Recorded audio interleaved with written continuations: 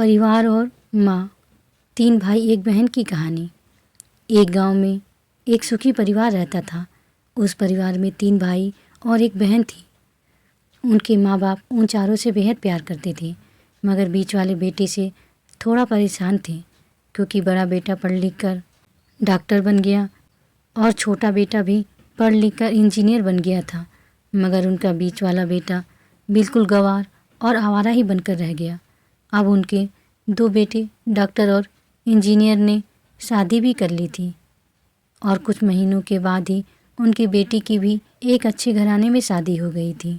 मगर बीच वाला बेटा अभी भी कुंवारा ही था, क्योंकि वो बिल्कुल अनपढ़ था और कहीं पर मजदूरी का छोटा सा काम करता था। इसलिए उसे शादी के लिए कोई भी लड़की नहीं मिल रही थी और इसके माँ बाप उससे बहुत परेशान हो चुके थे। अब जब भी उसकी बहन अपने मायके आती तो पहले वो अपने डॉक्टर और इंजीनियर भाइयों से मिलती थी, मगर बीच वाले भाई से वो बहुत कम मिलती थी, क्योंकि वो उसे ज़्यादा पैसे नहीं दे पाता था। लेकिन फिर भी वो अपनी बहन से बहुत प्यार करता था। अब उनके पिताजी की बीच वाले बेटे की शादी किए बिना ही मृत्यु हो गई। उनकी माँ ने सोचा कहीं अब किसी के मुंह से बंटवारे की बात न निकले, इसलिए अपने ही गांव की एक सीधी सादी लड़की से अपने गंवार लड़के की शादी करवा दी। शादी होते ही न जाने क्या हुआ। अब उनका अनपढ़ बेटा पूरा मन लगाकर काम करने लगा और पहले से कहीं ज़्यादा मेहनत भी करने लगा। अब तो उसे कोई भी दोस्त बुलाने आता तो वो उसे यही कहता था कि भाई, पहले तो मैं जैसे तैसे अकेला कमाकर खा लेता था, मगर अब मेरी शादी हो गई तो मुझे अपनी पत्नी के लिए भी कमाना पड़ता है और कल को आने वाले बच्चों के लिए भी तो कुछ जोड़ना ही पड़ेगा। इसलिए दोस्त, अब मैं तेरे साथ नहीं घूम सकता। ये कहकर उसका गंवार लड़का सीधा अपने काम पर निकल जाता है।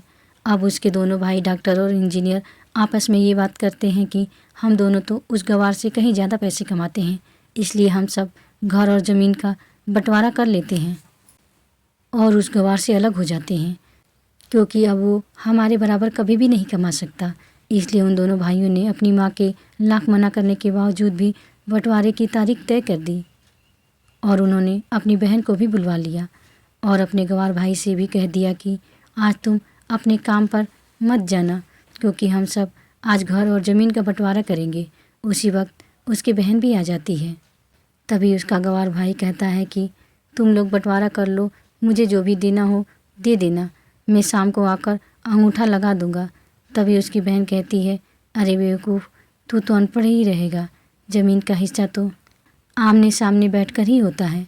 तभी उसके दोनों भाई भी बीच वाले गंवार भाई को उल्टा सीधा कहते हैं। तब उसकी माँ भी उसे कहती है कि बेटा, आज तू काम पर मत जा, बंटवारा तेरे सामने ही होगा तो ही अच्छा है। उसी वक्त वकील भी आ जाता है। तभी वकील कहता है कि आपका सारा हिस्सा मिलाकर 10 बीघा ज़मीन है और आपका घर है। अभी बताओ कि किसको कितना हिस्सा देना है, मैं उसी हिसाब से बंटवारे के कागज़ बना दूंगा। उसी वक्त उनका गंवार भाई कहता है कि वकील साहब, 5-5 बीघा मेरे दोनों भाइयों के नाम लिख दो और ये जो हमारा मकान है ये मेरी प्यारी बहन के नाम कर दो। तभी उसके दोनों भाई और बहन पूछते हैं कि और तू हिस्से में क्या लेगा।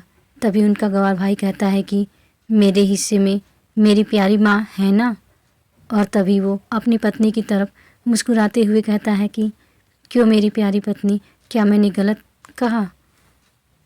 उस गंवार की पत्नी अपनी सास से लिपट कर कहती है, माँ से बड़ी वसीयत क्या होगी मेरे लिए। और उसी वक्त उसका गंवार पति भी अपनी माँ से लिपट जाता है। गंवार बेटे बहू के इसी प्यार ने ज़मीन जायदाद के बंटवारे को एक सन्नाटे में बदल दिया। तभी बहन अपने गंवार भाई के गले लगकर रोते हुए कहती है कि माफ़ कर दो भैया, मैं आपको समझ नहीं सकी। तभी उसका भाई कहता है कि मेरी प्यारी बहन, इस घर में जितना अधिकार हमारा है उतना ही अधिकार तेरा भी है। और रही बात बंटवारे की, तो बंटवारा नहीं करने से हमारा जीवन तो रुक नहीं जाएगा। क्यों करते हैं हम बंटवारा? क्या हम एक साथ मिलकर नहीं रह सकते, जैसे हम बचपन में मिलकर रहते थे? एक साथ मिलकर रहने को ही तो कहते हैं एक अच्छा परिवार, और उस अच्छे परिवार को संभालती है एक माँ। तभी उसके दोनों भाई भी बहुत शर्मिंदा होते हैं और वो बंटवारे के सभी कागज़ फाड़ कर फेंक देते हैं। और उस दिन के बाद से ही उनका पूरा परिवार खुशी खुशी एक साथ ही रहने लगा। तो दोस्तों, ये थी परिवार और माँ, एक सच्ची कहानी। धन्यवाद।